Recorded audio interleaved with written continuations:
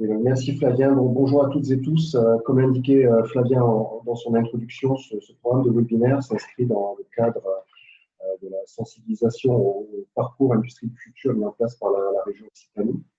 Donc, il s'agit d'un programme d'accompagnement spécifique que la région a mis en œuvre depuis le mois de février 2020 avec le soutien financier de l'État dans le cadre d'un programme national qui s'appelle 10 000 accompagnements. Je ne sais pas si vous pouvez faire défiler les slides à l'écran. Pardon, la deuxième. Donc, c'était un programme sur 3 ans jusqu'au 31 décembre 2022 qui est doté d'un budget global de 6 850 000 €. Il s'agit d'aider les entreprises industrielles de la région à se transformer par les nouvelles technologies, notamment digitales, pour gagner en performance et en compétitivité, mais aussi pour répondre aux nouvelles exigences en matière de responsabilité environnementale et sociale. On est vraiment, j'y reviendrai, dans une approche globale de la performance de l'entreprise. Ce parcours a pour objectif d'aider les entreprises industrielles à identifier leur levier de compétitivité et surtout de les engager, de vous engager dans un processus de transformation vers l'industrie du futur qui soit à la fois significatif et durable. C'est-à-dire que le parcours s'adresse à des entreprises industrielles, quel que soit leur niveau de maturité technologique au regard des enjeux de l'industrie du futur. Pour ce faire, nous avons mis en place donc, une prestation d'accompagnement spécialisée avec un parcours que nous avons souhaité rendre le plus incitatif possible en permettant la prise en charge totale ou partielle de prestations de conseil externe par ce cofinancement État-région. Selon les modalités d'accompagnement, j'y reviendrai dans un instant, ce programme peut, donc, les entreprises peuvent bénéficier dans ce cadre d'une subvention publique qui peut aller de 6 000 à 21 000 €. Ce parcours, il s'appelle parcours parce qu'il se décompose en 2 phases. Si on peut passer à la slide suivante. Donc, une première phase d'accompagnement court, qui est une phase standard de 5 jours, qui repose sur un diagnostic 360 degrés, pour lequel on vise un accompagnement de 400 entreprises d'ici 2022, et qui peut bénéficier d'un financement à 100% des dépenses, plafonné à 1 200 € hors taxe par jour, donc soit une subvention standard de 6 000 € pour chaque entreprise qui souhaitera se faire accompagner dans ce cadre. Et puis une deuxième phase, l'objectif étant bien entendu de poursuivre cette phase de diagnostic par une phase d'accompagnement au déploiement. Une deuxième phase d'accompagnement sur mesure qui peut aller jusqu'à 25 jours de conseils supplémentaires pour laquelle on vise un objectif de 250 entreprises accompagnées sur la durée du programme. Sur cette deuxième phase, le financement proposé peut aller jusqu'à 50% des dépenses, soit au maximum une subvention de 15 000 € potentiellement mobilisables. Au-delà de ces 2 phases d'accompagnement, bien entendu, l'objectif c'est d'accompagner les entreprises, de les aider à construire une stratégie durable de transformation. Et donc, tout au long du parcours ou à l'issue du parcours, l'objectif est bien de mobiliser l'ensemble des dispositifs d'aide directe aux entreprises mis en œuvre par la région, que ce soit pour soutenir l'investissement productif, les sujets liés à la transition numérique, à l'innovation ou à l'export.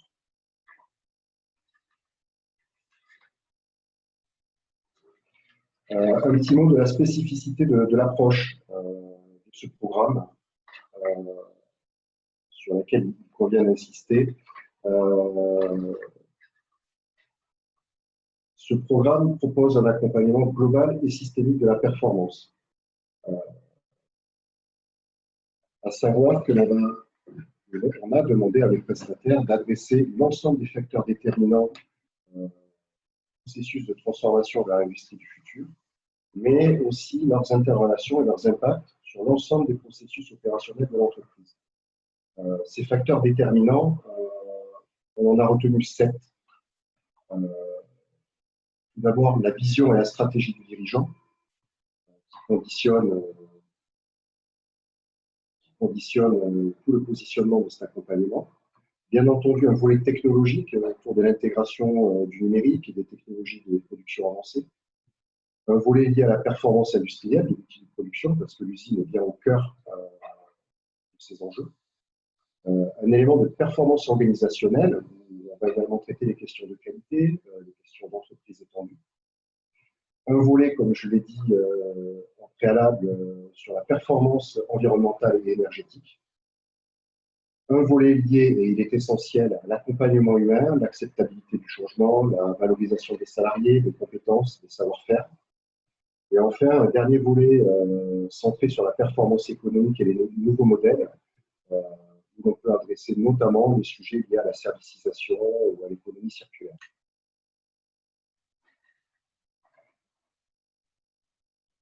Pour réaliser ces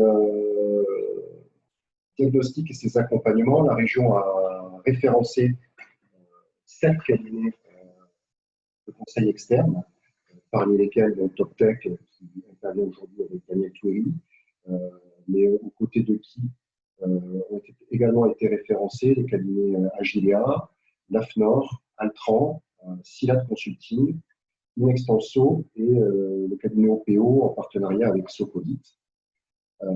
Ces cabinets ont été référencés sur la base d'un cahier des charges fondé sur cette approche globale et systémique. La région n'attendait pas de ces prestataires qu'ils soient spécialistes d'une technologie. On considère dans le cas de cet accompagnement que la technologie n'est pas une finalité, mais bien un outil au service de la performance globale. On ne leur demandait pas non plus d'être spécialistes d'un secteur d'activité en particulier, et de pouvoir adresser un panel assez large représentatif du tissu industriel de la région. Mais on leur demandait surtout de démontrer leur capacité à être un spécialiste de l'industrie du futur, et donc de démontrer cette dimension d'architecte de l'industrie du futur, pouvant adresser ensuite les expertises nécessaires à la mise en place d'un accompagnement global.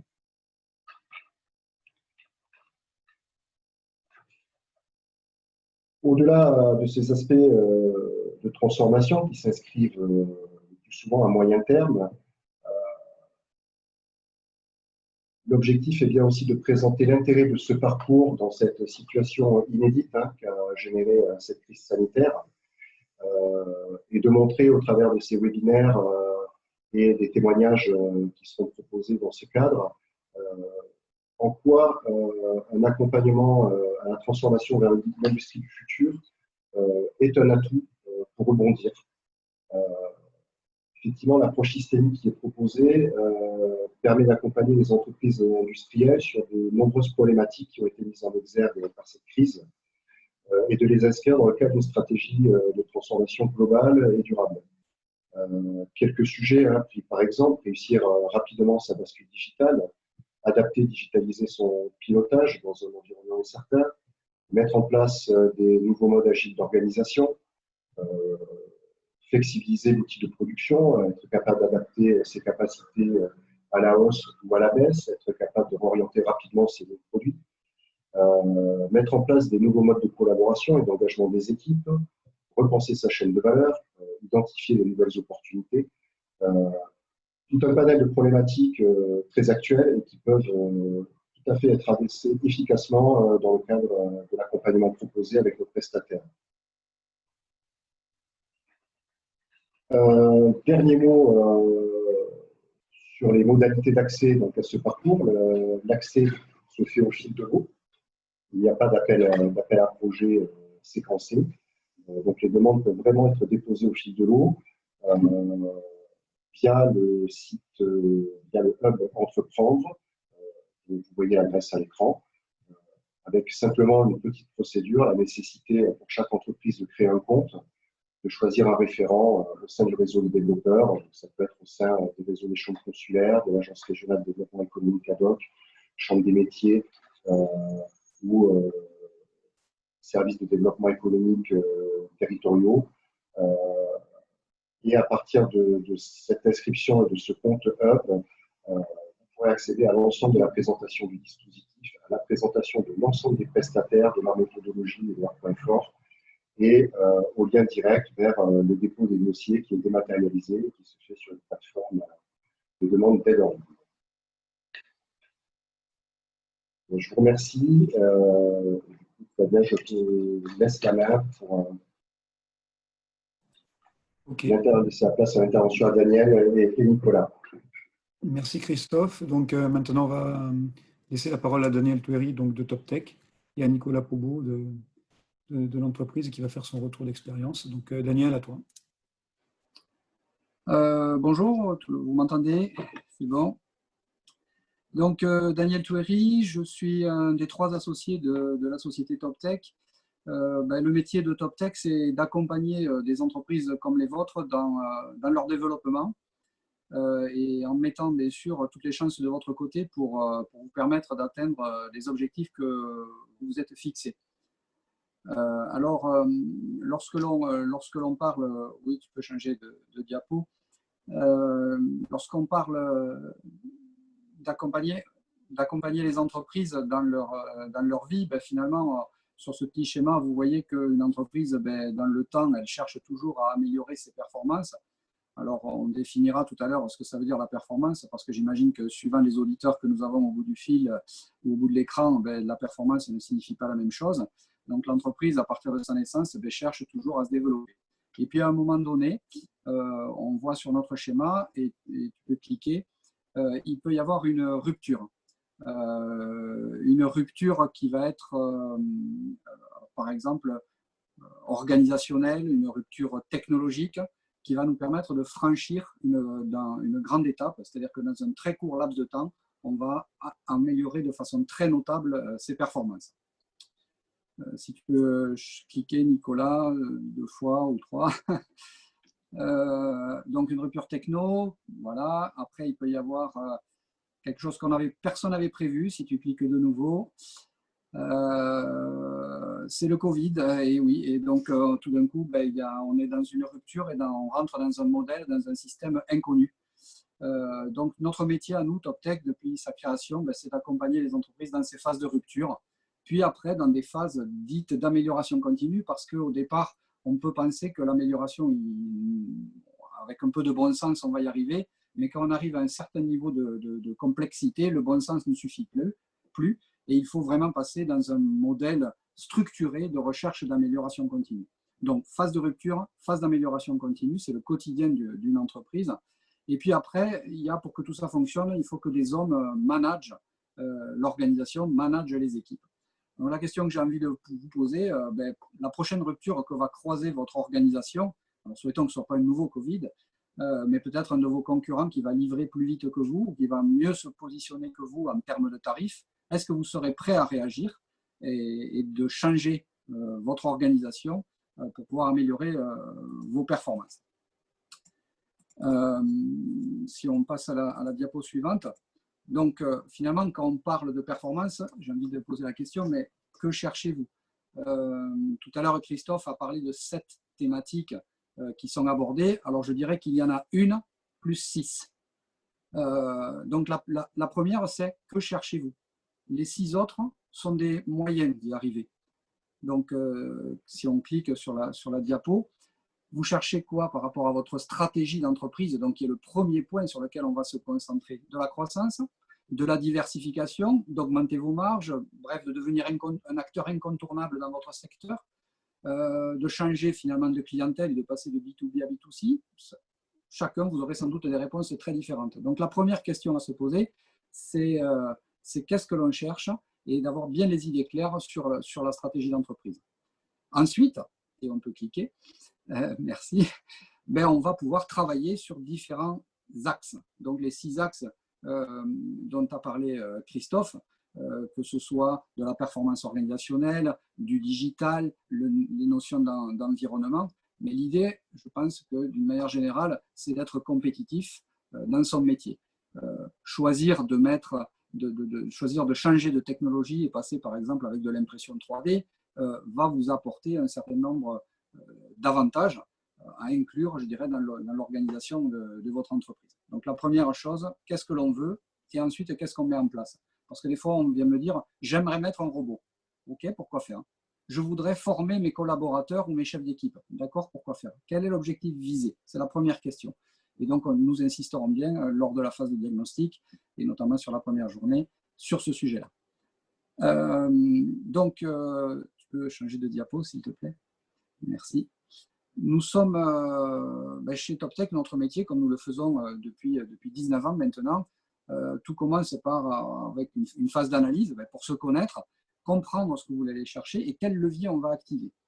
Ensuite, notre action, elle va depuis la vision stratégique du dirigeant donc jusqu'à sa mise en œuvre sur le terrain.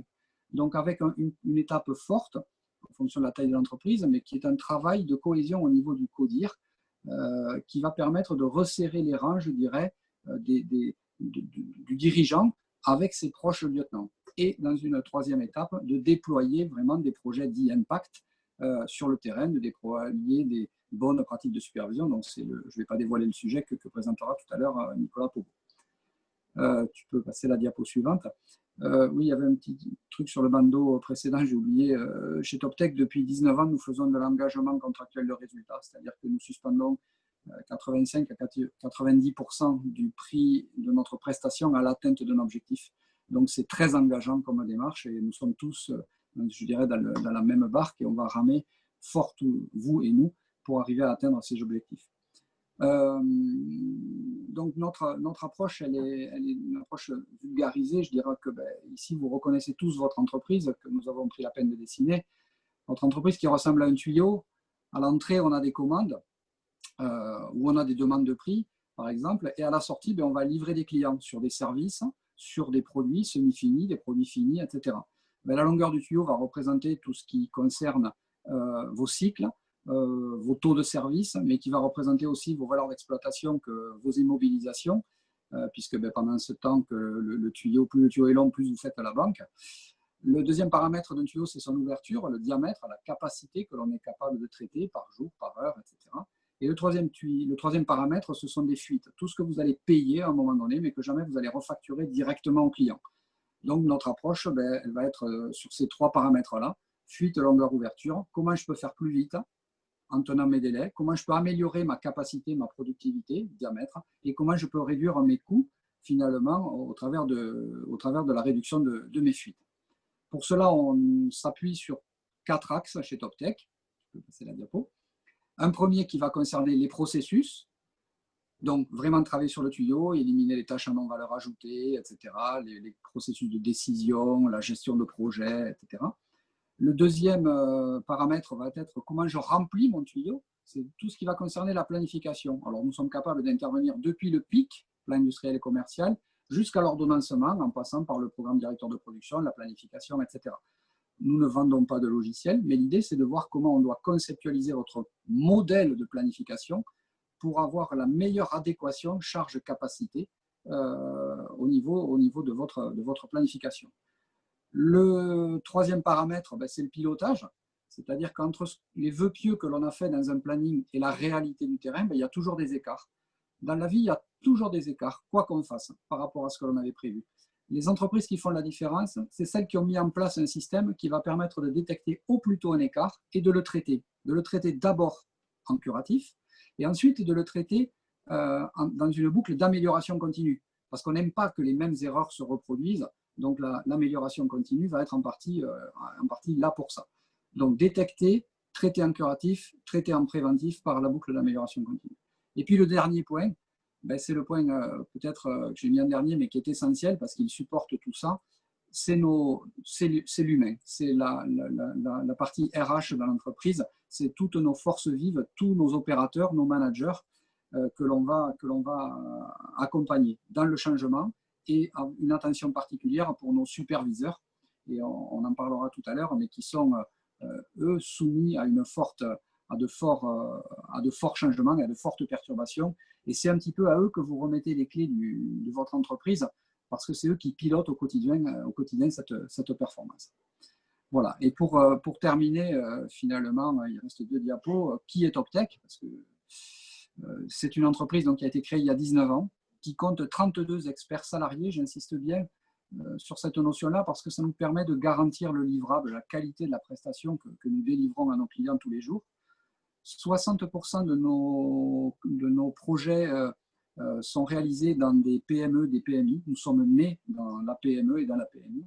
Et 40% sont des ETI et des grands groupes ou des grands comptes qui sont venus chercher chez nous justement ce côté très terrain, ce côté très opérationnel. Enfin, la moitié de notre chiffre d'affaires est réalisé dans des activités de manufacturing, alors soit sur des activités de série ou sur des activités complètement unitaires. C'est mon ancien client, mon ancien métier, pardon. Les entreprises qui, par exemple, font des outillages, des machines spéciales, donc qui vont produire quantité 1. Toutes ces notions d'organisation, de management, s'adressent aussi à ces sociétés-là. L'autre moitié de notre chiffre d'affaires, c'est dans des activités dites office, où on va travailler dans des bureaux des méthodes, des services de R&D, des bureaux d'études, dans des services RH. Comment je réduis ma longueur de cycle pour mes phases de recrutement, entre le moment où on exprime le besoin et le moment où on a le bon candidat en poste. Voilà, donc là, on est sur des notions de cycle dans des activités dites office, et c'est la moitié de nos activités. Pour terminer sur la dernière diapo et recentrer sur l'industrie du futur, quand nous avons décidé de répondre à l'appel à manifestation d'intérêt qui avait été proposé par la région, on n'a pas vendu notre âme au diable, puisque finalement, le schéma qui est proposé est très ressemblant à ce que l'on fait depuis 19 ans chez TopTech. Tout commence par une phase de diagnostic, 5 jours, dans lequel on va mettre en premier en avant votre stratégie. Et ensuite, les 6 autres points, donc du point 2 au point 7, vont nous permettre de travailler sur comment je soutiens cette stratégie-là. Mettre un robot, je n'ai pas dit qu'il n'en fallait pas, mais peut-être il faut d'abord s'occuper des hommes ou d'une notion organisationnelle, ou peut-être revoir un côté qui va considérer plutôt la partie environnementale. Et après, quand on aura les idées claires, qu'on aura tracé des objectifs et un plan d'action, nous pourrons imaginer de passer dans une phase de déploiement, la phase 2, où on accompagnera 3 projets. Alors nous resterons TopTech en pilotage de ces 3 projets-là. Et d'ailleurs, l'interlocuteur qui a fait le diagnostic sera le même interlocuteur que vous aurez pendant la phase de déploiement sur les aspects de pilotage, sachant que les 3 projets seront menés soit par un expert de TopTech, soit par quelqu'un qui fait partie du club des offreurs de solutions, parce qu'il apportera une expertise que nous n'avons pas chez TopTech. Prenons l'exemple d'une entreprise qui veut faire du big data. Clairement, nous n'avons pas cette expertise-là chez TopTech. Mais à ce moment-là, on aura identifié ce projet dans la phase de diagnostic et nous pourrons choisir parmi les offreurs de solutions l'expert qui nous semblera le plus approprié pour répondre à cette problématique-là que vous avez. Et ça pourrait être le projet 1 ou le projet 2 qui sera déployé dans la phase, donc, dans la seconde phase de ce parcours. Voilà, j'espère avoir été complet et concret. Je te laisse la parole, Nicolas.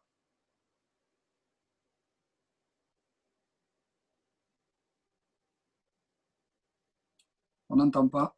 Ouais, voilà. Merci, Daniel. Bon, tout d'abord, je vais vous faire une présentation assez rapide du groupe pour que vous sachiez un petit peu ce que l'on fait. Donc, REC Aero, on est donc une société avec une taille à peu près 700 employés. On est sur 3 sites.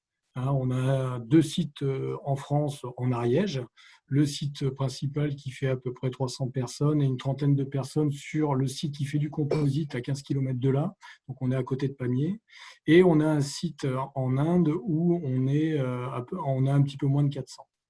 Donc, quel est notre cœur de métier? Notre cœur de métier, c'est la production de pièces de rechange pour tous les aéronefs. Alors, quand on dit aéronefs, c'est au sens large, c'est-à-dire aussi bien les avions que les hélicoptères, et leurs moteurs associés qui ne sont plus produits en série. Donc, pour tous les cas où vous n'avez plus de production en série et qu'il y a encore des avions ou des hélicoptères en opération, il faut continuer à les maintenir. Si on prend par exemple le cas de l'Airbus A300 qui continue à voler, on continue à produire des pièces de rechange pour l'Airbus A300. Donc c'est une particularité sur le plan industriel assez unique où en fait on travaille à la demande avec parfois des commandes de pièces unitaires. On nous commande une seule pièce à produire et ça peut aller dans des cycles très courts. Des fois, ça peut être de l'ordre de 24 heures. Donc, on travaille sans prévision et avec un niveau de complexité assez large parce qu'il faut qu'on maîtrise un maximum de savoir-faire pour pouvoir faire un maximum de choses sous le même toit et donc assurer les cycles les plus courts possibles. Donc, vous pouvez voir qu'en termes de chiffre d'affaires, on est à peu près autour de 50 millions sur 2019. Et bon, on est 100% aéronautique. Et vous pouvez voir également la liste de nos clients principaux qui sont Airbus Group, hein, à savoir Airbus Avion, Airbus Hélicoptère et Stelia, etc. Safran, essentiellement Safran Aircraft, Safran Hélicoptère et d'autres filiales de Safran, le client Dassault. Et on commence effectivement aussi à travailler avec des compagnies aériennes sur d'autres problématiques qui sont, on va dire, de la modification d'avions, où là on fait le design et la production des kits de modification. Voilà. Donc, sur ce slide-là, vous pouvez voir effectivement la logique industrielle de REC Aero, en tout cas pour ce qui s'occupe de la rechange, c'est d'être intégré verticalement. Donc, avoir un maximum de savoir-faire sous le même toit. Parce qu'on reçoit la pièce, il faut la livrer très vite. Donc, il faut avoir de la matière en stock. Donc, il faut anticiper des consommations de matière. Il faut avoir aussi la capacité d'industrialisation, que ce soit au niveau, on va dire, manuf engineering et également production d'outillage, etc. Et après, derrière, il faut avoir un maximum de savoir-faire de production qui sont, par exemple, le fraisage. Alors, sur la partie métallique, on va faire du fraisage, du tournage, on va faire donc de la soudure, de la chaudronnerie, de la tuyauterie, du composite, de l'assemblage, du traitement de surface, du traitement thermique. Voilà. Donc, on essaye vraiment d'être le plus intégré possible et ça nous permet effectivement d'avoir la main sur nos process et donc la main sur nos cycles. Voilà, c'est ça qui est très important à retenir pour ce qui nous intéresse avec la mise en place des unités autonomes de production.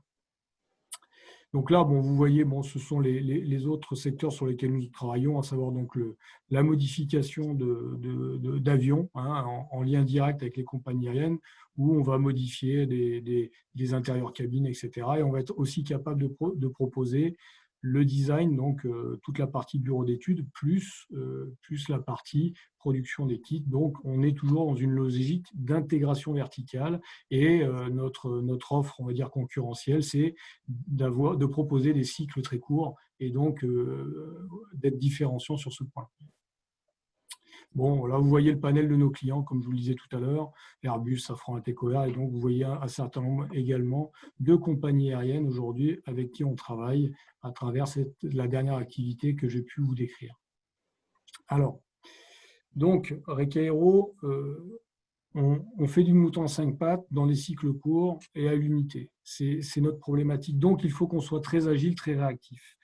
Alors, pourquoi on est allé voir TopTech ?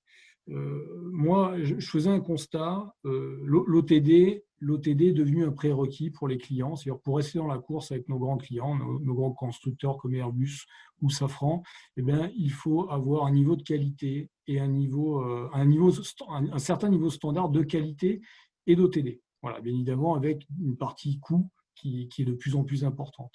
Mais l'OTD et la qualité, donc c'est-à-dire la tenue des délais, devient de plus en plus un prérequis. Et à l'époque, donc on était entre 2016 et 2017, on végétait à 90%. Alors 90%, vous me direz, sur une problématique de production où on travaillait sans prévision à la commande avec des cycles qui pouvaient être très courts, à savoir quelques jours comme quelques mois. Donc on mélangeait l'eau chaude et l'eau froide. On pourrait se dire, c'est pas si mal. Mais aujourd'hui, REC Aero, pour être différenciant, il fallait chercher des points supplémentaires. Donc, on avait une organisation d'atelier assez traditionnelle à l'époque, à savoir un chef d'atelier avec donc séparément un service contrôle, un service traitement de surface, un service usinage, etc., etc. Et en dehors de cet atelier, vous aviez des services supports, à savoir la qualité, l'ordonnancement, les méthodes, etc. Donc tout ça était assez cloisonné et on avait atteint une certaine taille où, on va dire, le cloisonnement forcément pénalisait la tenue de cycles courts. Donc, moi j'ai demandé à TopTech de venir faire un diagnostic. Ce qui m'intéressait dans TopTech, comme le disait Daniel, c'est qu'il y a un engagement sur le résultat. Voilà. Donc, on va dire, c'est pas juste un consultant qui vous dit là c'est bien, là c'est pas bien, et puis après il s'en va. Non, c'est il vous accompagne et on y va ensemble. Et à la fin, on fait les comptes et on dit ouais, effectivement, tu as réussi et on a atteint les objectifs qu'on s'était fixés. Ça, pour moi, ça a été quand même un point sur le choix de TopTech qui a été quand même assez essentiel. Voilà.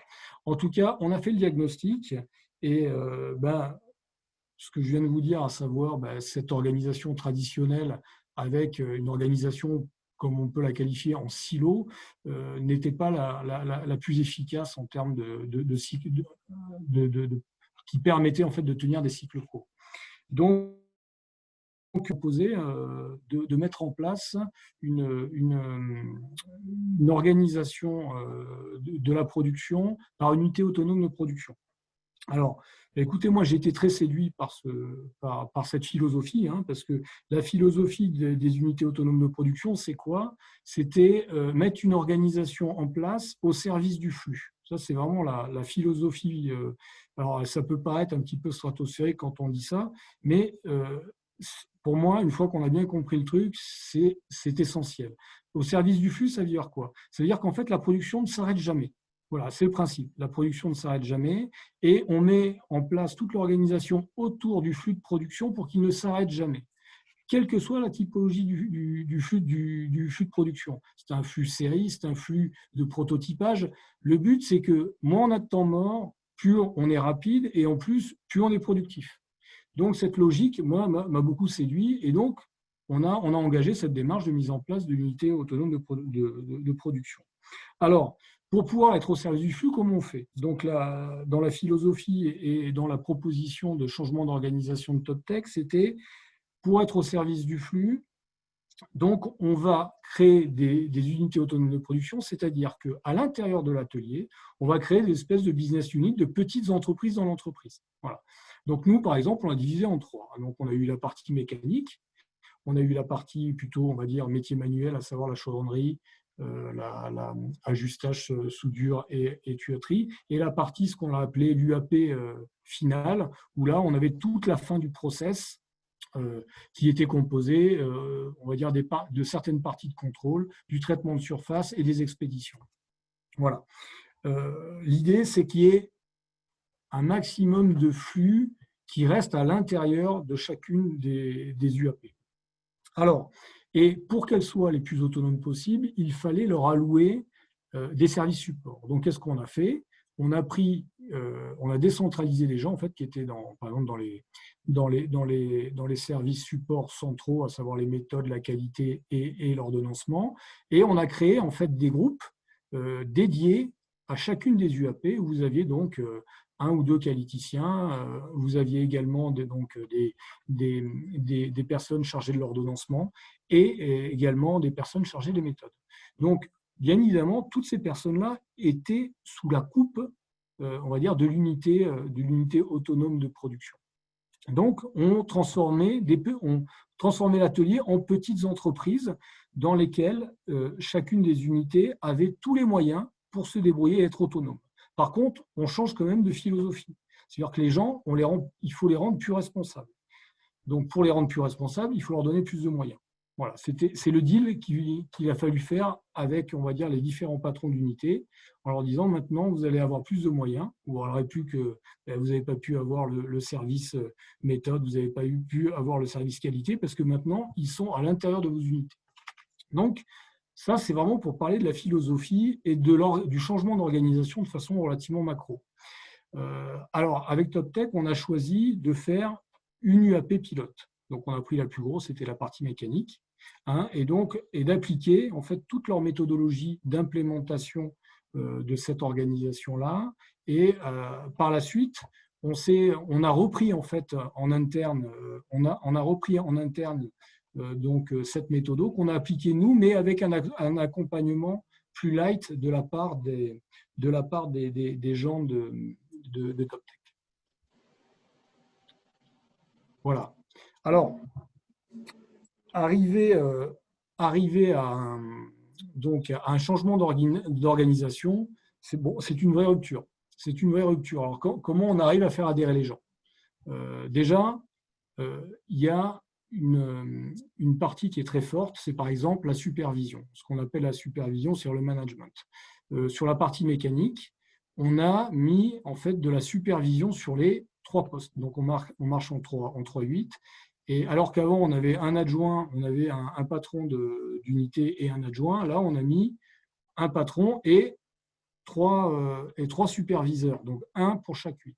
Donc ça, clairement, ça a permis d'avoir un meilleur accompagnement donc, des équipes sur chacun des postes matin, midi et nuit. Et ça a permis, effectivement d'améliorer la productivité et de limiter au maximum les ruptures de flux. Voilà. Alors, donc, on a dû mettre des gens de nuit qui étaient à la journée. Donc, tout ça sur le plan, on va dire, humain, sur le plan social, il a fallu beaucoup communiquer. Il a fallu l'expliquer, il a fallu faire appel au volontariat, voilà, parce que vous ne forcez pas les gens, sinon ça ne marche pas derrière. Donc, on a fait appel au volontariat, on a expliqué pourquoi, on a négocié sur le plan RH, etc. Donc, il y a toute une phase on va dire de casting, si je puis dire, pour mettre en place cette organisation sur le plan social qui a été très importante et qu'il ne faut absolument pas négliger. C'est ce qu'on appelle la gestion du changement. Donc ça a été un point très important et dans ce type de projet-là, il ne faut surtout pas le sous-estimer. Ensuite, on a eu toute la mise en œuvre. Alors la mise en œuvre, on l'a commencé par un brainstorm et des groupes de travail. Donc on a dû sélectionner des gens du terrain pour constituer chaque groupe de travail, pour pouvoir faire un brainstorm. Donc bien évidemment, un brainstorm assez encadré par les gens de TopTech, permettant aux gens, on va dire, si je puis dire, d'accoucher vraiment de la bonne solution pour pouvoir se mettre en UAP et avec un plan d'action associé. Voilà. Et l'avantage de cette méthodologie où on fait intervenir les gens du terrain, eh bien, ils deviennent les meilleurs sponsors, vis-à-vis de leurs collègues lors de l'implémentation du changement de l'organisation. Et ça, c'est pareil, ça fait partie de la gestion du changement. Et si vous n'impliquez pas les gens du terrain, ça ne marche pas. Ça, c'est de notoriété publique. Encore faut-il le faire. Voilà. Après, une fois que tout ça, on va dire, c'est en marche, eh bien, ça se met en place. Alors, ça se met en place. Donc là, vous voyez sur cette slide-là, on est sur l'organisation en silo et on passe sur une organisation dite au service du flux où on inverse vraiment la pyramide. On est au service de l'opérateur derrière sa machine, si je fais simple, et tout le monde qui suit derrière, les chefs d'équipe, les agents de maîtrise, etc., sont au service de l'opérateur pour s'assurer que l'opérateur n'a pas de rupture de flux. Donc voilà ce qu'on a pu faire. Ensuite, je ne suis pas exactement les slides, Daniel. Hein, je le fais on va dire, avec la mémoire du projet. Hein. Pas de problème, Nicolas. Alors, ce qui a été important, c'est que donc, lors de l'implémentation, vu que ça fait quand même un gros changement, aussi bien sur le plan organisationnel, il y a une partie qui est très clé, c'est toute la mise en place d'un certain nombre de rituels. Bon, nous, on avait déjà mis en place des QRQC. Pour ceux que ça ne parle pas, c'est Quick Response, Quick Check, donc qui permet effectivement de ritualiser un certain nombre d'éléments de production. Et là, la partie TopTech avec la mise en place d'unités autonomes de production était encore plus fournie sur le plan du rituel, avec des mailles quotidiennes, des mailles hebdomadaires et des mailles mensuelles. Donc, tout ça a amené énormément de structure au quotidien de l'organisation de production et permet de la cadencer. Et ça aussi, c'est l'une des clés. Donc, vous impliquez les gens pour le changement, vous nommez les bonnes personnes aux bons endroits, vous mettez les gens en support, des services supports que vous faites migrer dans l'unité, et à côté de ça, vous mettez tout un système de rituels qui permet en fait de cadencer. Alors, vous avez des rituels donc, sur le nombre d'heures produites, sur les non-qualités, sur les idées d'amélioration, etc., etc. Et donc, tout ça, ça vit en permanence. Ça vit en permanence. Et un point d'attention supplémentaire, c'est qu'une fois que vous avez mis tout ça, il faut que ça vive. Il faut que ça vive et il faut que ça soit, comme disaient les Anglais, sustainable. C'est-à-dire qu'il faut que ça tienne dans le temps.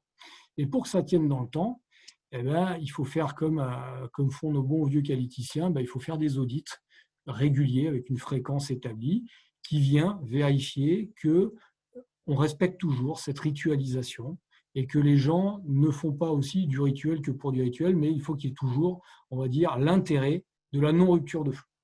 Voilà. Et tout ça permet effectivement d'avoir un bouclage très intéressant de j'ai un système d'organisation avec les bonnes personnes, avec un niveau de ritualisation. Donc, je vérifie que mes tâches sont faites, je vérifie que ce que j'ai prévu va se réaliser et que je n'ai pas de points durs. J'essaie de les anticiper au maximum. Et à côté de ça, je m'assure que tout le monde, on va dire, fait bien son job de façon régulière. Voilà, donc on arrive vraiment à un système qui est bouclé, hein, et avec de l'autonomie. Parce qu'on a demandé, donc, les unités autonomes de production, aujourd'hui, notre gestion de production centrale demande des engagements. Alors qu'avant, elle venait en permanence dans l'atelier vérifier quand est-ce que ça passait sur telle machine, etc.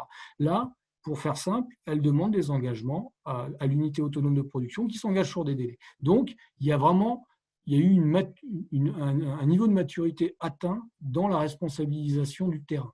Voilà. Et ça c'est super important. Et aujourd'hui, on va dire, moi, mon seul souci avec les UAP, c'est que le niveau de ritualisation tienne dans le temps, parce qu'il peut y avoir parfois des essoufflements. Ça, c'est clair. Il peut y avoir des fois une perte de vue de pourquoi on fait ces rituels. Et donc, c'est pour ça qu'il faut y revenir. Il faut y revenir très régulièrement pour faire de la pédagogie, pourquoi on fait ces rituels, quelle est efficacité à la porte, etc. Voilà. Et ce qu'il faut aussi avoir en tête, c'est qu'une fois qu'on a mis tout ça en place, ce sont les outils de TopTech. Et là, je dénigre absolument pas les outils de TopTech, mais chacune des entreprises a ses spécificités. C'est-à-dire que vous avez aussi le droit de customiser un certain nombre de points qui sont vraiment propres à la spécificité de votre organisation, de vos gens, de la culture de l'entreprise, et donc adapter à la marge, bien évidemment, un certain nombre des outils qui ont été mis en place par TopTech pour que ça marche encore mieux. Voilà. Parce que vous avez votre identité, vous avez votre façon de faire, vous avez vos gens, vous avez votre culture, et il y a des choses à adapter, et ça se customise très bien. Et voilà, il faut pas non plus aussi il faut pas tout changer, parce que sinon ça ne servira à rien, mais il faut aussi se dire qu'on peut le faire évoluer, on peut le faire, on peut amener des améliorations avec notre connaissance du métier, etc. Voilà. Donc, j'irai vraiment dans les grandes lignes. C'est ce qu'on a mis en place avec TopTech. On a eu un intervenant qui s'appelle Saïd, que je salue, je ne sais pas s'il me regarde, et avec qui ça s'est super bien passé. Je le recommande chaudement. Et voilà. Donc, si j'étais à refaire, je le referais. Ça nous a amené, on va dire, des 5 à 6 points d'OTD, ce qui n'est pas négligeable. Ça nous a amené aussi des gains de productivité. C'était là-dessus qu'on s'était engagé, qu'on avait pris un engagement commun avec les gens de TopTech. On a atteint les objectifs. Aujourd'hui, qu'est-ce que ça m'apporte d'avoir fait ça, par exemple, dans cette période de crise avec la crise sanitaire qu'on est en train de traverser? Eh bien, aujourd'hui, c'est la vision de mes clients. Depuis 2 ou 3 ans, j'ai monté une marche assez conséquente en termes de performance, que ce soit au niveau de la qualité et de l'OTD et de mes cycles courts auprès de mes clients. Donc, mes clients me voient Akaero comme une entreprise performante. Et donc, forcément, lorsque vous traversez une crise et qu'il faut derrière reconstruire une supply chain, les clients pensent aux sociétés qui ont été performantes et qui le restent. Voilà. Donc, on va dire, faire ce genre de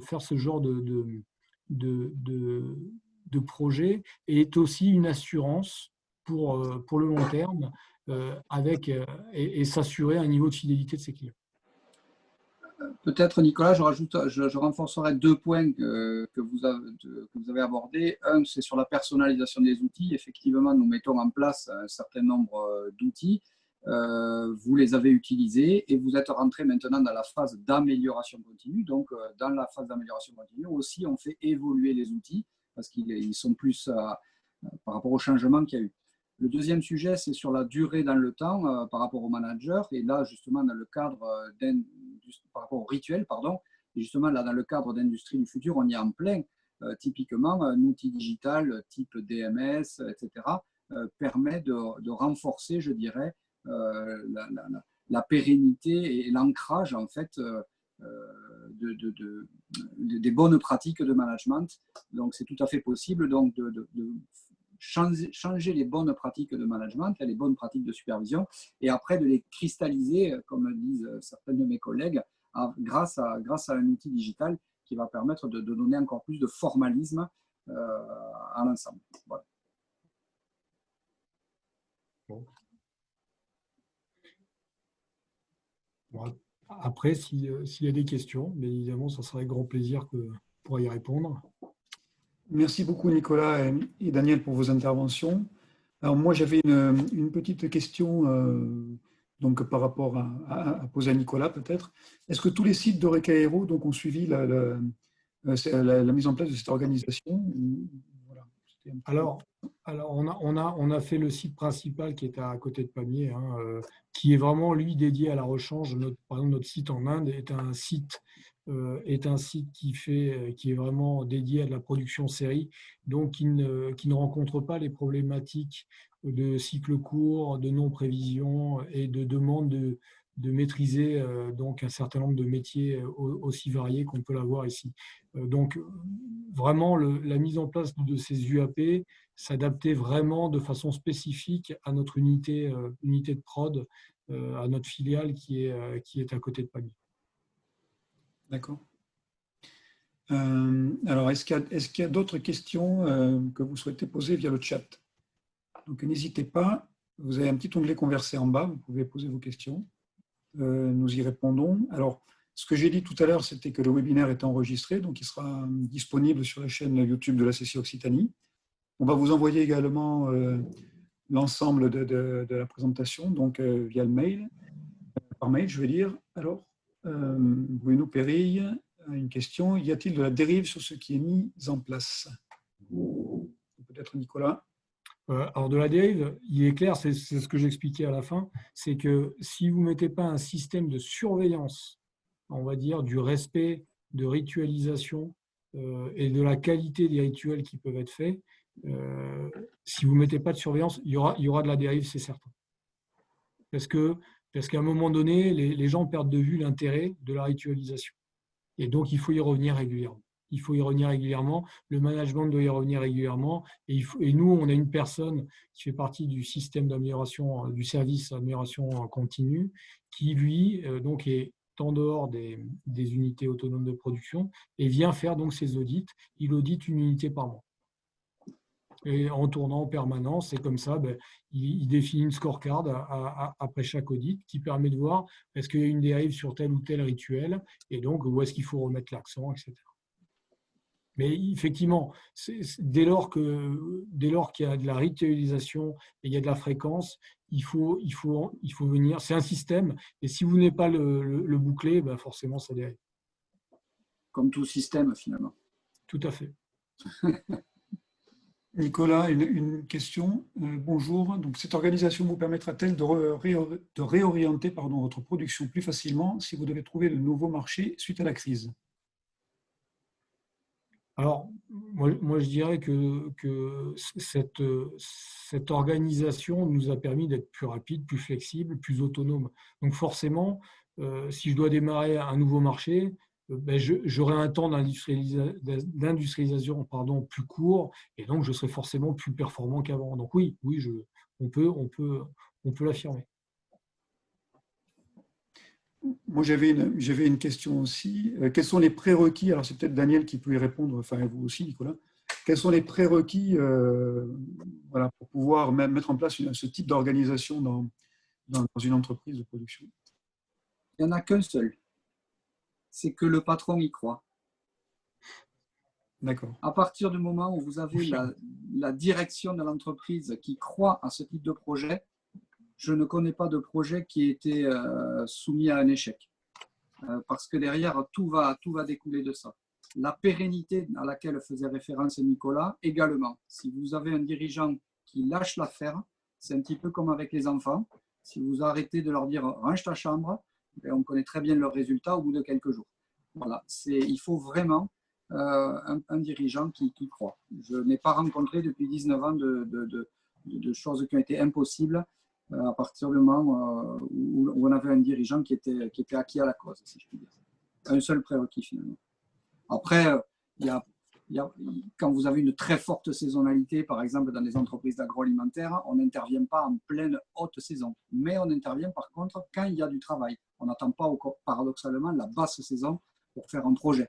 Il n'y a pas de meilleur moment si ce n'est les cas exceptionnels quand on est dans le rouge en très haute saison On travaille avec des chocolatiers, par exemple. Vous pensez bien que chez eux, il y a deux grosses saisons. On travaille avec des gens qui sont dans la culture fruitière. Il y a aussi une grosse saison. On ne va pas intervenir pile à ce moment-là. Sinon, pas de contraintes particulières pour mener un projet comme ça, juste la volonté du dirigeant. Autre question, combien de temps a pris le déploiement de ces UAP chez REC Aero? Alors, la première UAP, qui était donc la plus grosse et on dira la première, hein, forcément, donc on n'avait pas connaissance du process, on a mis entre 6 et 7 mois. D'accord. OK. 6 à 7 mois. Et donc là, donc le processus est totalement terminé chez vous Ah oui, ça fait longtemps. Hein. Oui, ça fait, d'accord.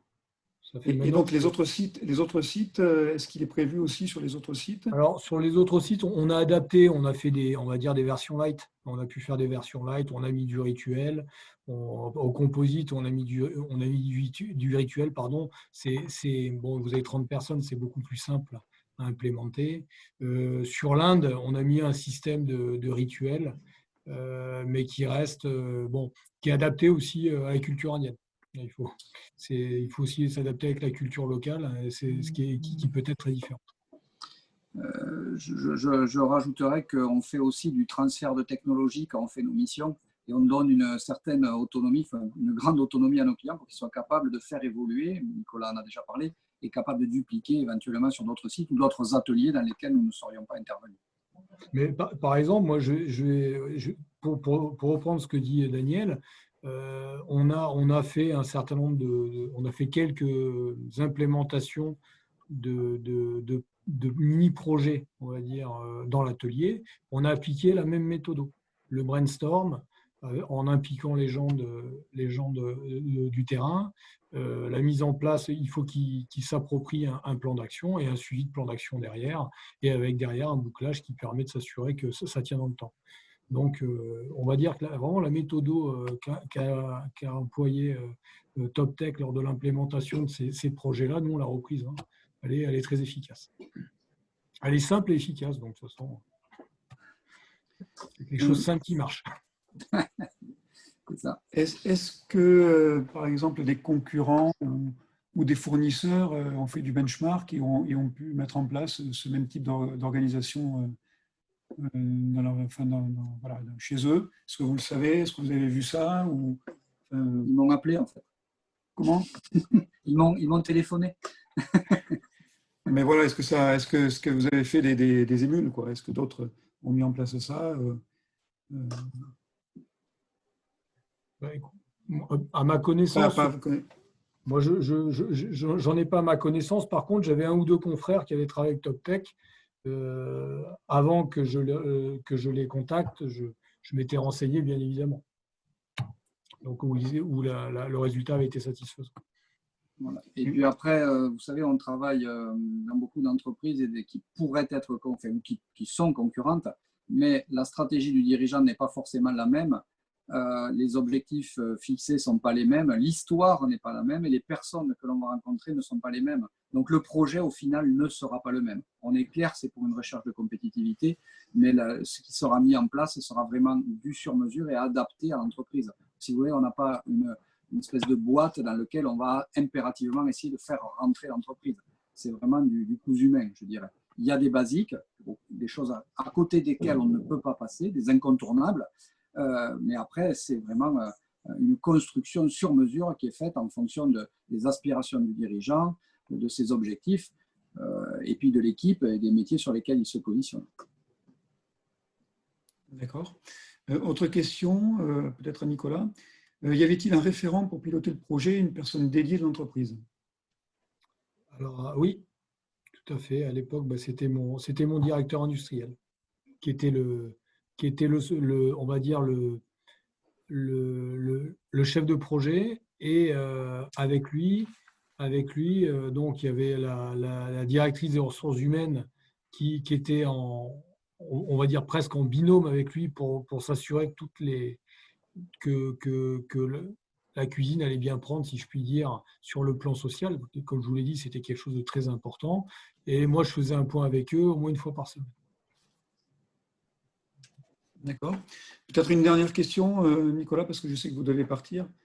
Vous avez un rendez-vous. Est-ce que l'implantation d'outils de management de l'information performants, paramétrés avec les sources, peut faire partie de l'action industrie du futur? Alors, je ne sais pas si c'est Nicolas ou Christophe ou Daniel qui peuvent y répondre. Daniel? Daniel, peut-être. Ce que je disais tout à l'heure, mais Nicolas, je vais revenir te voir pour te proposer un DMS. C'est-à-dire que justement, lorsque l'on met en place des bonnes pratiques de supervision, elles sont faites avec des supports au départ papier, etc. Mais après, rapidement, le fait de mettre en place un outil numérique derrière va durcir, va cristalliser, je reprends ce terme-là, tout ce qui a été mis en place et permettra d'éviter la dérive. Et aussi permettra, lorsqu'on a des nouveaux entrants, des nouveaux collaborateurs, ce sera plus facile à eux pour leur transmettre le savoir et notamment sur des notions de pilotage et de management des équipes grâce à un outil numérique. Effectivement, l'outil numérique peut et a, c'est pas il peut, c'est il a un fort intérêt à ce niveau-là. Mais d'abord, construisons les modèles et après informatisons, s'il vous plaît. Après, Oui. l'informatique, la digitalisation va amener de l'optimisation. Mais Oui. déjà, il faut mettre quand même les fondamentaux en place. Et ce sera d'autant plus facile de numériser qu'on aura des fondamentaux, comme le disait Nicolas, simples, plutôt que d'essayer d'informatiser une usine à gaz. Merci bien pour toutes ces précisions, pour vos interventions et puis pour les réponses que vous avez apportées à toutes ces questions-là. Donc, le webinaire se termine. Donc, je vous rappelle qu'il fait partie d'une série de 7 webinaires. Donc, il y en a déjà eu 3 qui ont eu lieu. Ils sont tous accessibles sur notre chaîne YouTube de la CCI Occitanie. Le prochain aura lieu jeudi prochain, 2 juillet, de 14h à 15h, donc animé par l'AFNOR et Bosch, donc sur le thème transformation technologique des gisements de compétitivité à la portée des PME. Et le prochain encore, c'est le mercredi 8 juillet de 14h à 15h sur l'amélioration de la performance client, donc avec un retour sur le parcours de l'entreprise Aviacomp de Toulouse et qui sera animé également par Agilea, autre prestataire architecte industrie du futur. Donc merci à toutes et à tous.